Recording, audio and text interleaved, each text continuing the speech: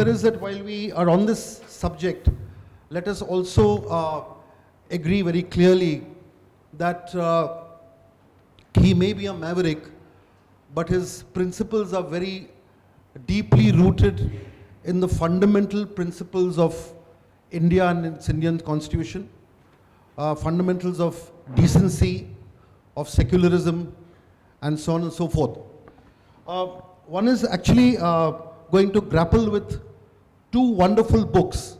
They were earlier supposed to be one book, Memoirs of a Maverick and the Rajiv I Knew. But of course, as he's explained very eloquently in this, the first is of course a memoir, and his relationship with Rajiv Gandhi is something that he took out of the book to address it separately and just as well, because there is so much to unpack.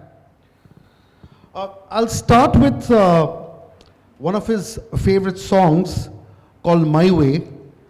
And truly he's lived a life that is full, has traveled each and every highway and more and much more.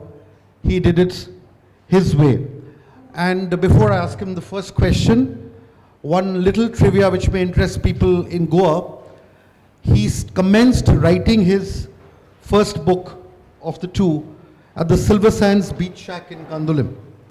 And that's where it all began. So the first chapters were actually written right here on Goan soil. Mr. Aiyar, you speak a lot about your birth in Lahore and then the period of partition. And you actually say that partition is a nightmare that has haunted my life and politics.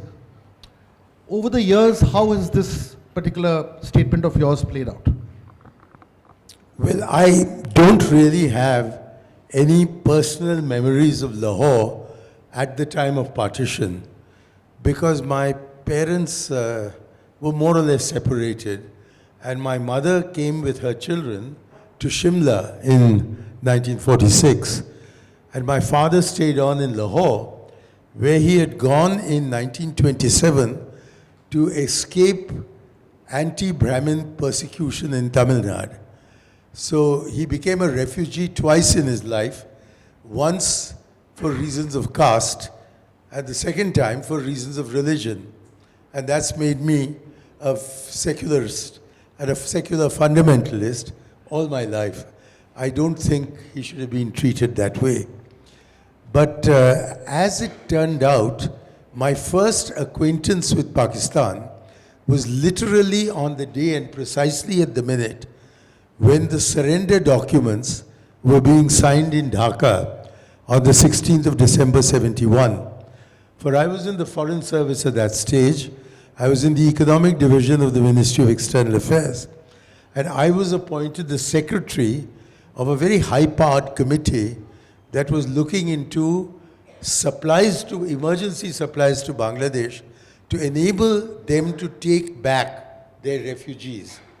And so for the first 6 or 7 months of 1972, I was in and out of Bangladesh, and because the Indian Army was still in Bangladesh, they had army helicopters which we could take for free, like taxis. And so I wandered all over the place, and I heard several atrocity tales of the Pakistanis against the Bangladeshis. And that made me curious to know what kind of a people the Pakistanis were. And most of my diplomatic life had been spent in Brussels, of all places, where I was dealing with international economic questions, including our relationship with the European Union at the time of the British accession. And my other posting had been to Vietnam, but that had lasted a very short time. And then I went to Iraq, where I saw a vicious dictatorship in operation. And it was about that time that the Morarji government decided to open up its relationship with Pakistan. And Foreign Minister Vajpayee visited Pakistan, and it was agreed to open a consulate in Karachi, where we used to have the Indian High Commission.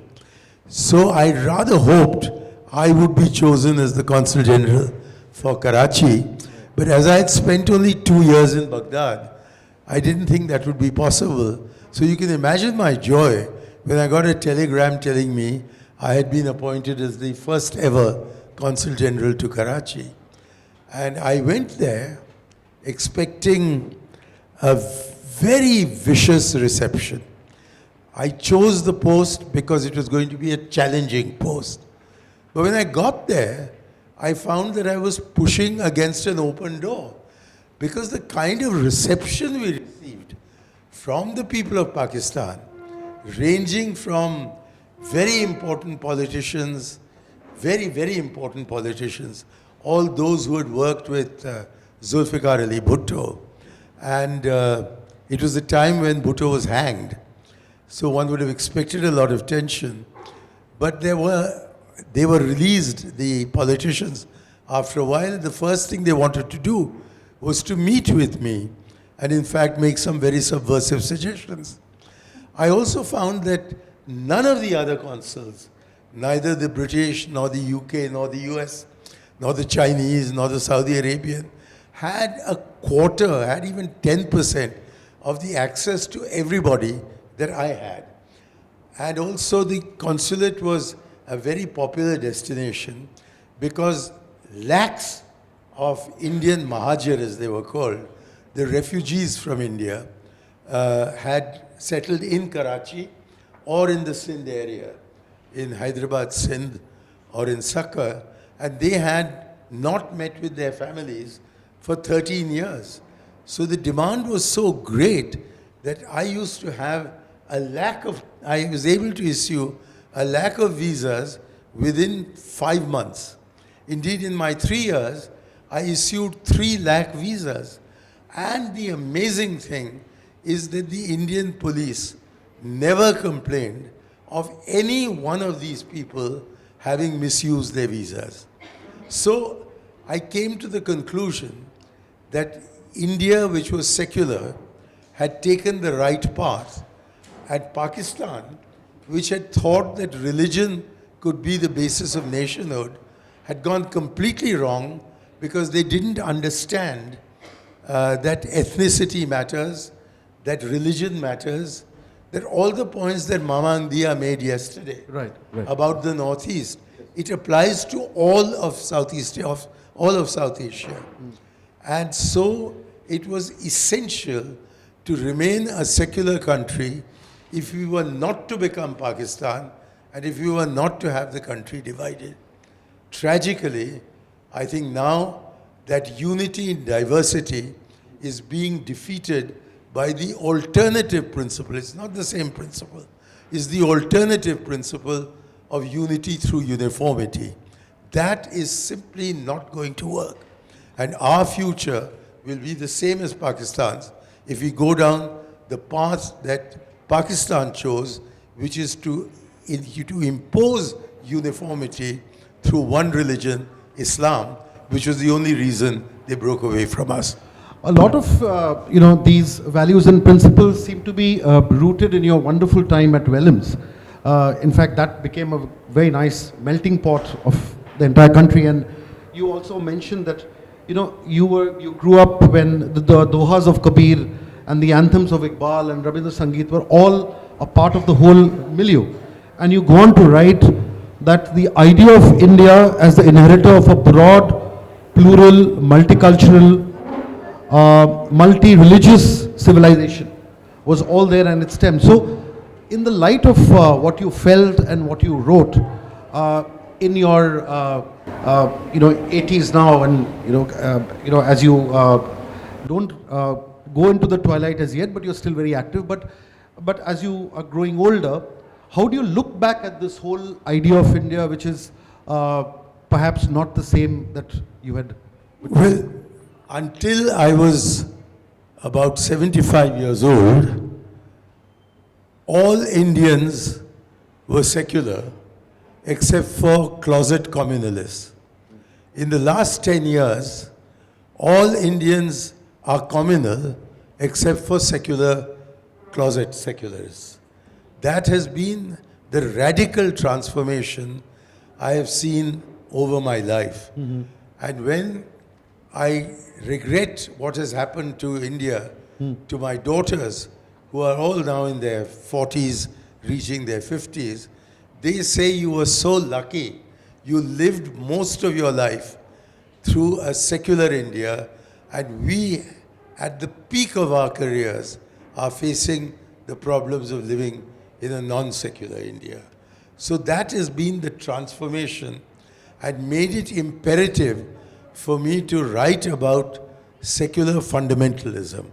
Because all these people who are making a mess of our subcontinent were either Islamic fundamentalists in the 1940s or Hindu fundamentalists in the 2020s.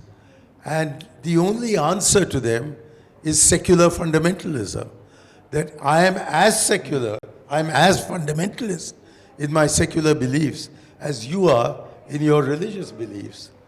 But the saving grace is that in my book, Confessions of a Secular Fundamentalist, which is available in the bookstore, but they have combined very cleverly, I think, the titles of my two books. Yes. One is The Memoirs of a Maverick, the other is Confessions of a Secular Fundamentalist, into the theme of this session as Memoirs of a Secular Fundamentalist. And that is, I think, a much more accurate description of what I like to think about. He mentioned Vellum. I would say that many of the things he's read out is really Doon School. Also, yes. Yes. And it never occurred to any of us to ask any other classmate or schoolboy which was the state he was from, what was his religion, why he should be identified with a particular language. There was an acceptance of secularism with a class-based society. So I became a communist while I was at school because I saw that there were a lot of rich boys who had nothing to their names except their wealth. And this made me feel that a class society is as bad as a communal society. I've had opportunity to modify my views on class since then, although basically I still remain an advocate of a classless society as much as a casteless society and as much as not a religionless society, but a society which is mukt, which is independent and liberated from religious prejudice, or what is now a very favorite expression, religious sentiment, as if Hindu sentiment matters more than Christian sentiment or Hindu or Muslim sentiment or any other kind of sentiment.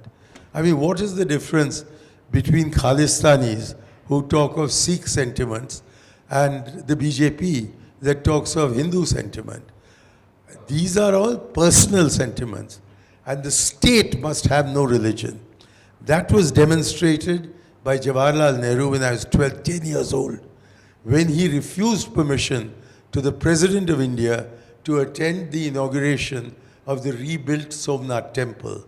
And now we have the Prime Minister of India acting as the chief priest at a religious function which the four Shankaracharyas refused to attend because it was not in keeping with Hinduism. At least that has shown that Hindutva is a political philosophy, whereas Hinduism is a religious way of life. You proudly stated that people who come from Doon School or study in Doon School all have the same principles of secularism and equality and so on and so forth. And you had Naveen Patnaik, Amrinder Singh, Kamal Nath as your mates. But there were a few who did study in Doon School and who crossed the line and went the other way. You have Jyotiraditya Sindha now, Jitin Prasada, for instance. So that's also happening. And those. There's a major generational change. Yeah.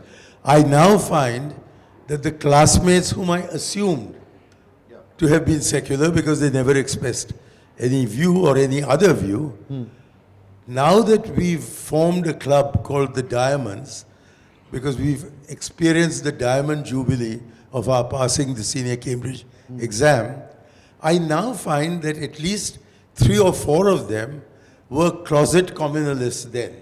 Right. But they didn't dare express their view.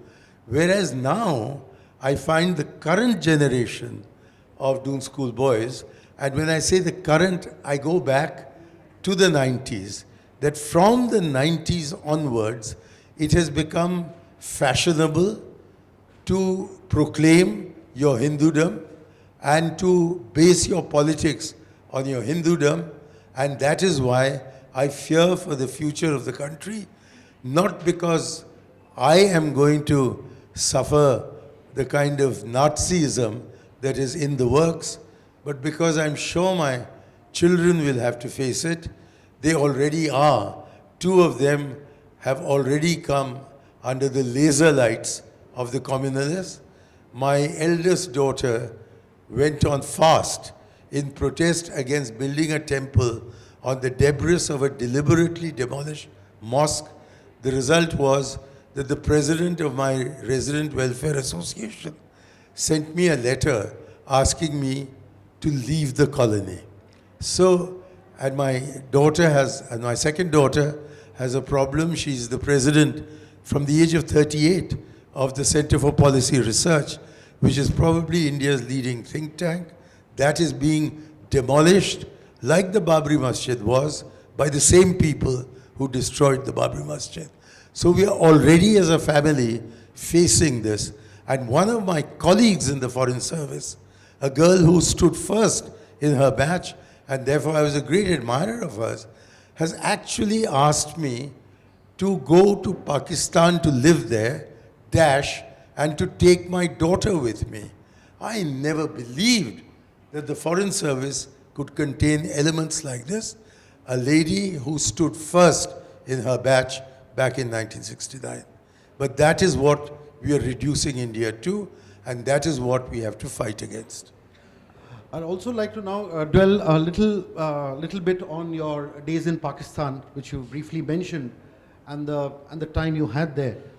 And to this day, you still wonder how to answer your wife's fundamental question, whether Pakistan is an enemy country or not, because of the days you spent in Karachi and other parts of Pakistan. And just for the benefit of those who will read the book later and not yet, there's some wonderful anecdotes of time spent with people in Karachi, families there who welcomed him, fed him. There were times when he hardly had to eat at his own home because of so many invitations.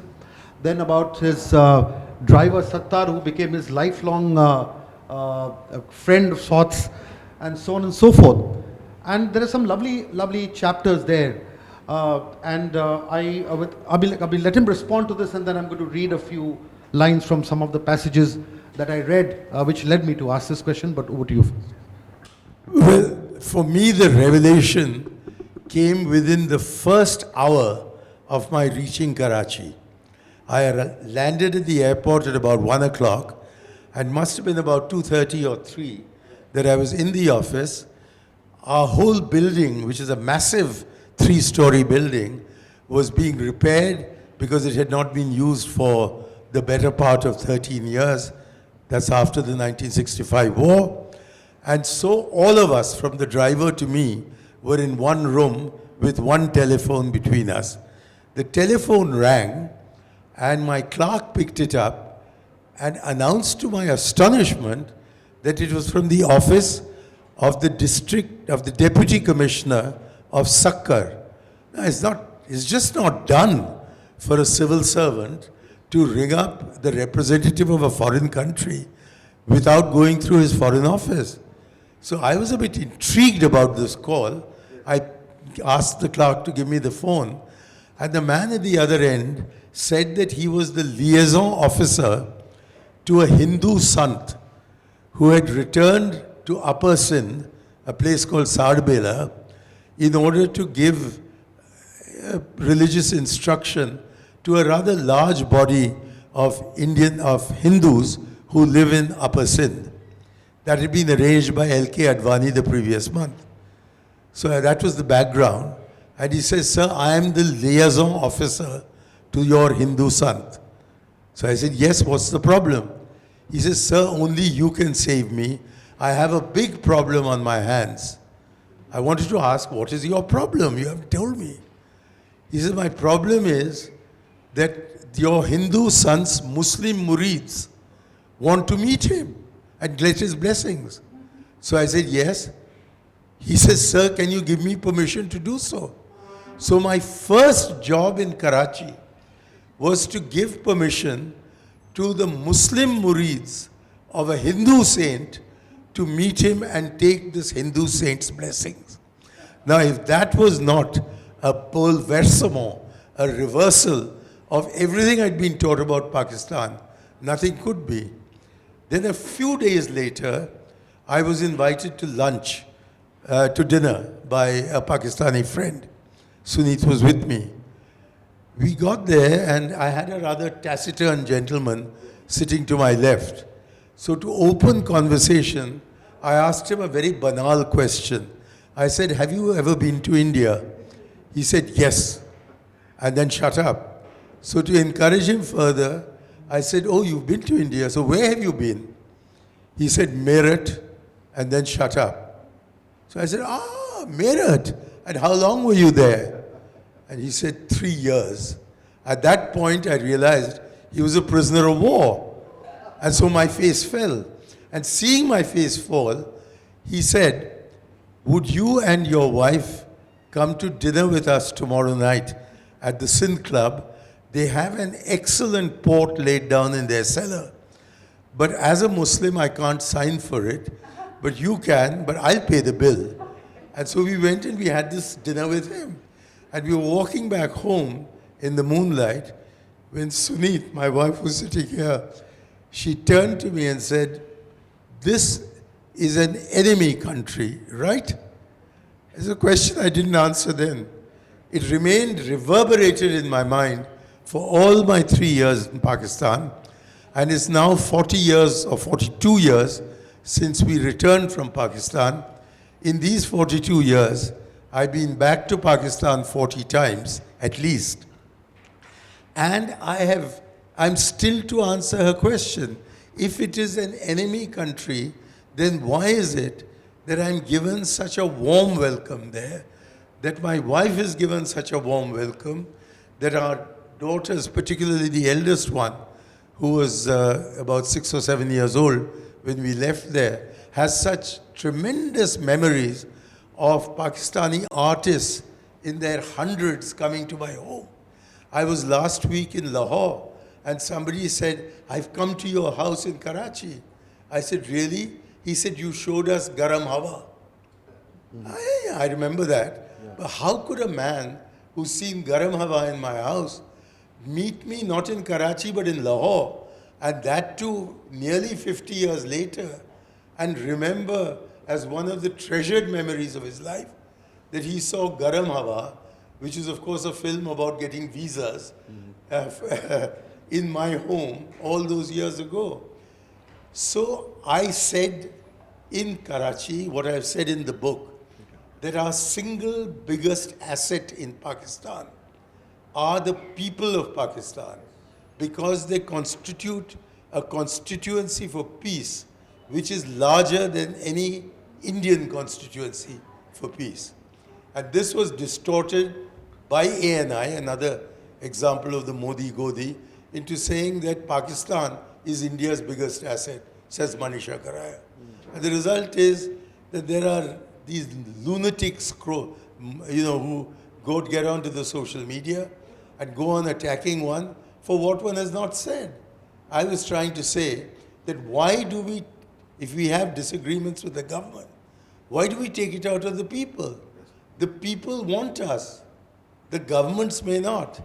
And the only way of dealing with the government of Pakistan is not to have the courage to do surgical strikes on Pakistan or air attacks on a crow in Balakot, but to have the courage to sit across a table and talk to the Pakistanis.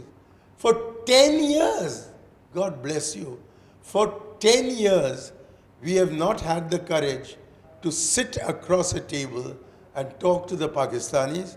The excuse we make is that talks and terror can't go together, whereas the fact is that it is only through talks that you can end terror, because nothing suits the terrorists better than an atmosphere of tension between India and Pakistan. So Absolutely wonderful, yes. these are the kind of simple truths which emerged from my years there. With your permission, I'd like to read two paragraphs which follows this lovely evening you had at the Sin Club where you signed for the port wine. I'll just read just to move on from what he said, but these are very, very interesting and lovely lines. He says, the evening surprises, evening being the evening at the Sin Club, did not end there. I had sent my driver on other duties, so Zafar, his host, assured me that he would have us dropped home. I clambered into a car driven by somebody who introduced himself as Brigadier Jimmy Akhtar Aziz. In the course of conversation as he drove us, Jimmy said he had served in the Lahore sector in one of the most bitter engagements of the 1965 war. Fiddling with his wireless, he came across the Indian commander deploying his troops on the other side. Recognizing the voice as that of Kapoor, one of his course-mates at the Indian Military Academy, he cut into the wavelength and exclaimed, "Arey Kapoor, Jimmy here. I beat you at everything in the academy and I'll beat you again tomorrow." So then Mr. Aiyar writes, Kapoor apparently responded with a hearty laugh, and this they called war. And then he says, after we returned home from dinner, Suneet turned and asked me, "This is supposed to be an enemy country, right?" It was a question that haunted me through my 3 years in Karachi and continues to haunt me. Is Pakistan? So the thing is, a lot of his Indian friends kept on asking him whether he felt uncomfortable being followed in Pakistan, because all diplomats have a shadow. So he writes, Indian friends and colleagues serving in Islamabad would ask how I coped with being followed everywhere. I would patiently explain, I never let on that I know I'm being followed. I take only one precaution. Before slipping into bed, I raise the cover to check whether it really is my wife or an intelligence guy in drag. May I just read? Since he's done me this honor of reading from the book, I want to read a couple of passages which illustrate, I think, everything I have to say about Pakistan. My faithful driver, Abdul Sattar, for once did not turn up on time one morning. When he arrived about a quarter of an hour later, I blew up. He explained he had been delayed because he had to go to the police thana to rescue his brother, who had been arrested the previous night for illegally projecting Hindi films in Delhi colony. He said he had gone to the thana and requested the duty constable to let off his brother. The constable brushed him off, saying, "Tum ho kaun?" Drawing himself to his full 6 foot height, Sattar replied, मैं तो हिंदुस्तान के consul general का driver हूँ. He said, Hindustan के consul general के driver? He said, हाँ. He said, तब आप अपने भाई को ले जा सकते हैं. I've never been paid a greater compliment. But on my last night, and this is the last thing, on my last night in Karachi, as I lay awake in bed, going over my memories of the last 3 years, I suddenly realized that I had, after all, held a post of great importance to the local populace, and it was perhaps this, plus the hospitality embedded in Pakistani culture, that had led to the overwhelmingly warm and friendly reception I had received.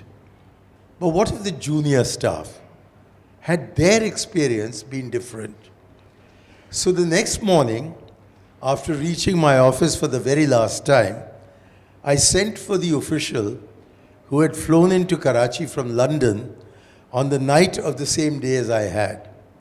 reminding him of the fact that our stay in the city had been coterminous, I asked him how he had fared personally. He knew that I had been unusually fettered, but how had his own treatment been? He was slightly taken aback, but said that he'd not had any problem. What, I asked, of his colleagues, the army of 120 or so low-profile clerks in the visa section. He replied that none of them had a problem or suffered any indignity. That, I remarked, might have been because in public places no one could tell whether they were Indians or Pakistanis. They looked alike. But what about your wives? They wore saris, no? And a bindi, yes? And took the bus from outside Panchsheel Park, the Indian officials' ghetto, to do their daily shopping at Sadar. They were unmistakably Indian. How had they been treated? With a puzzled frown, because he could not understand why he was being asked these questions, he said he'd not heard of anyone staring or glaring at them or being unfriendly or abusing them. I was now ready for my final question.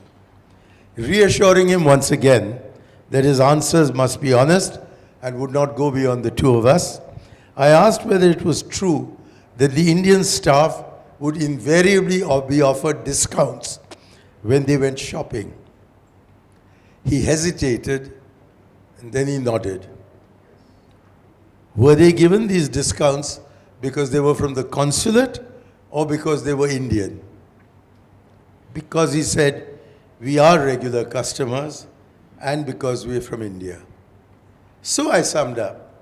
You've been here exactly as long as I have, and we've both been treated with friendliness. Your ladies have been treated with honor, and you received discounts in Sadar. None of you has ever been treated rudely. So, should we make friends with Pakistan? He looked utterly shocked. वो कैसे हो सकता साहब? सब तो मुसलमान हैं. I ended the interrogation. This was the root of the problem. So you can see why only a secular fundamentalist can seek friendship with Pakistan. I will now quickly move to the next book, or shall we say the extension of the first book. And, the Rajiv I knew, and this book also is extremely riveting, serious, and has a lot to unpack. Before we get into the meat of this discussion, you worked obviously very closely with Rajiv in many ways. You say you were not his confidant but worked with him, but I feel in many ways, especially with regard to Panchayati Raj and other issues, he was. And you've taken great pains to clarify or to set the record straight on issues like the Shah Bano judgment and the bill that came after that, the act that came after that, then the whole controversy over the opening of the locks at the Babri Masjid, and Bofors, of course, you went into it. Before I just go into the specifics of that, you have underlined the fact that in many of these cases, Rajiv was either in the dark or he was unaware completely, and there were people like Arun Nehru and then Arun Singh and others who obviously tricked him into taking a lot of decisions. One would ask here is that aren't you being a little too soft on Rajiv there and making him, absolving him of his fundamental role as the Prime Minister who should be knowing it all? That's one thought I had. I think it's a very valid question, and because it is really germane to the essence of the issue, my publisher refused to publish the Rajiv I knew and my comments on all his controversies until I had written an introduction which answers or attempts to answer precisely the question you asked. Please remember that until he was nearly 40 years old, Rajiv Gandhi had no interest in politics, or at least none that we knew of. He certainly had no political ambitions. His brother, on the other hand, was obviously designed by God to only be a politician. And the two brothers did not agree with each other at all. Yet when the younger brother died, Sanjay died, then his mother turned to him and more or less blackmailed him into quitting Indian Airlines, where he was a pilot, and become a politician. And he only had a probationary period of about 3 years before he was elevated to the highest post in the country with no political experience at all. And that was not because he asked for it. It was because his cousin, a distant cousin, but still a cousin, called Arun Nehru, was the political boss, and really was a kind of mafia boss, who had frightened the Congress party into accepting his role as the big voice in the Congress party, and really a doppelganger for Indira Gandhi. So it was he who decided to put Rajiv on the throne in order that he might have a non-political prime minister whom he could manipulate. What he didn't know, or what he perhaps only got disillusioned about later, is that he was very BJP inclined.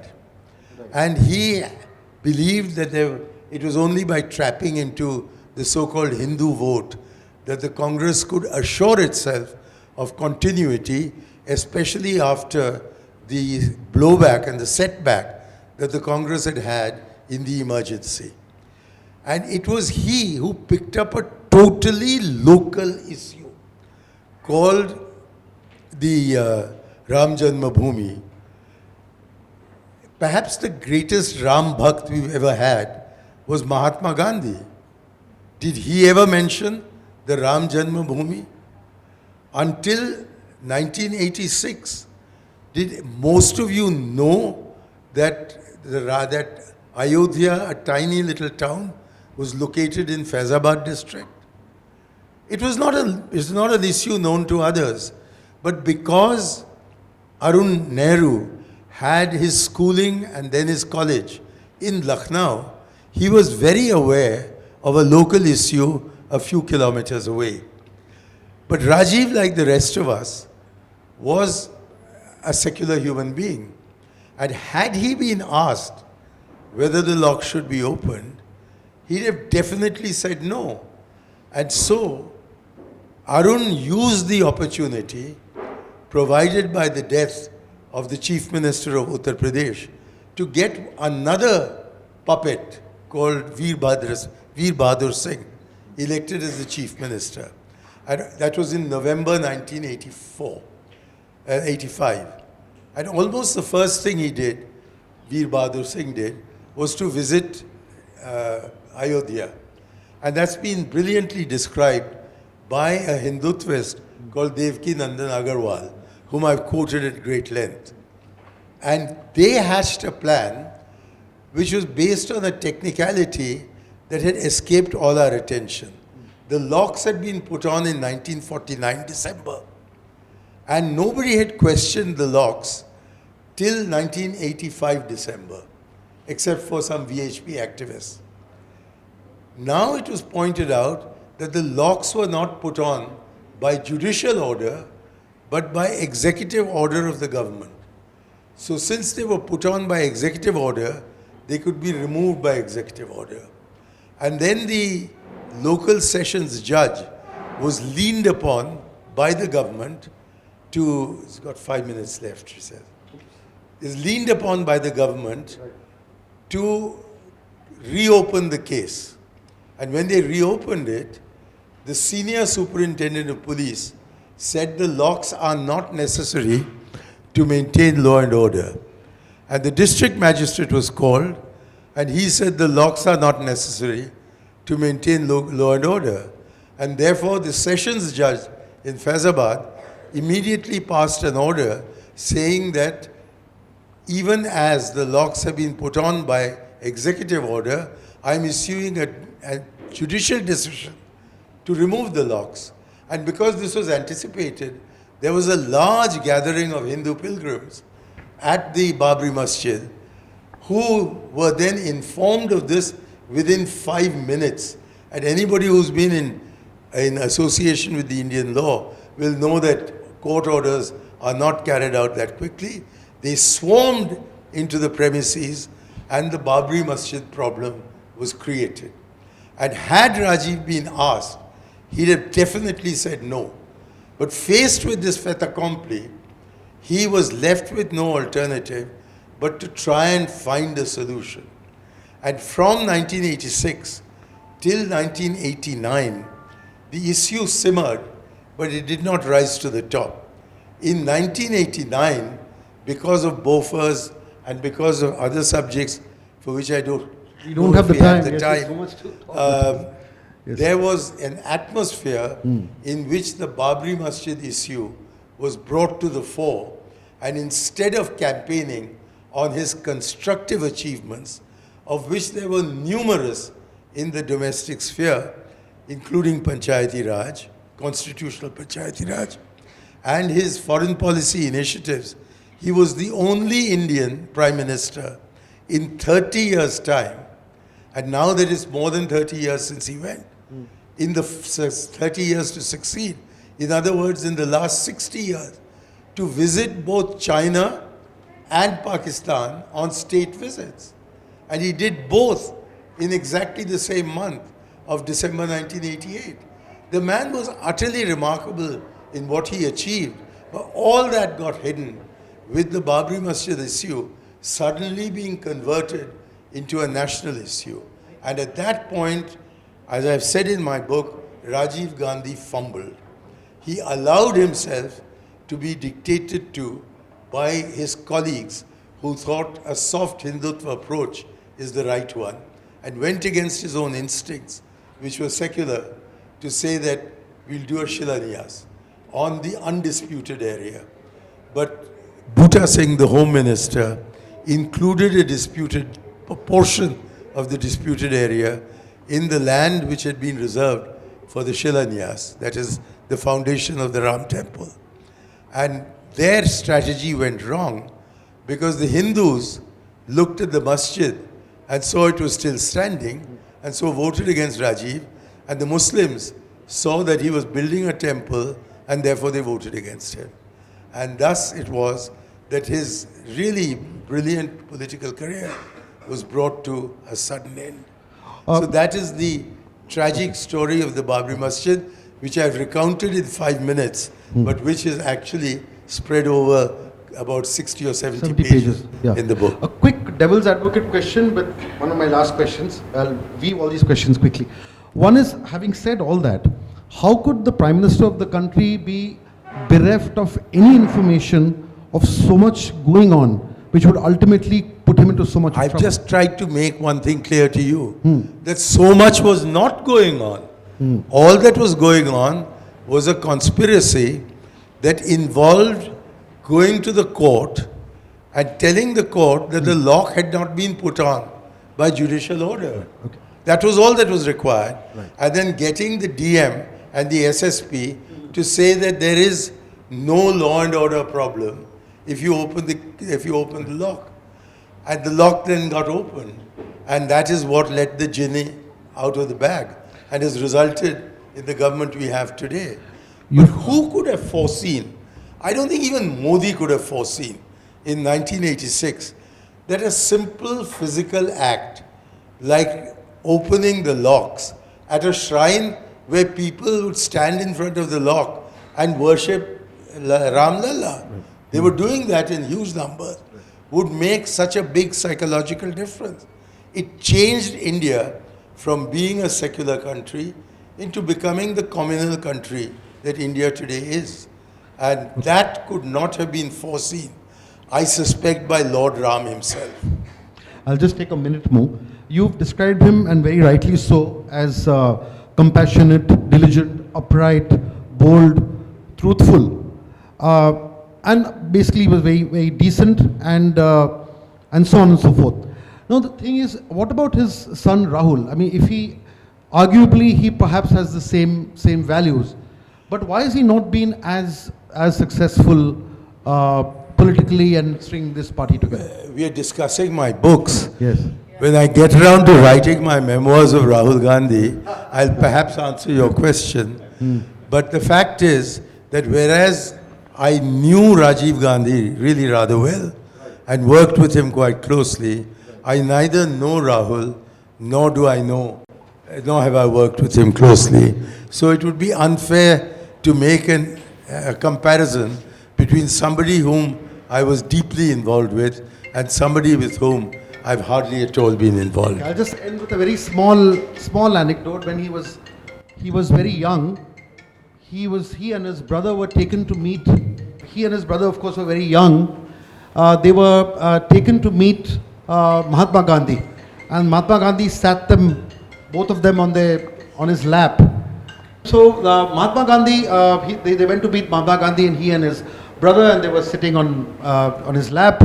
And Mahatma Gandhi actually said, "ये दोनों हमारे चांद और सितारे हैं." आँखों के सूरज और चांद.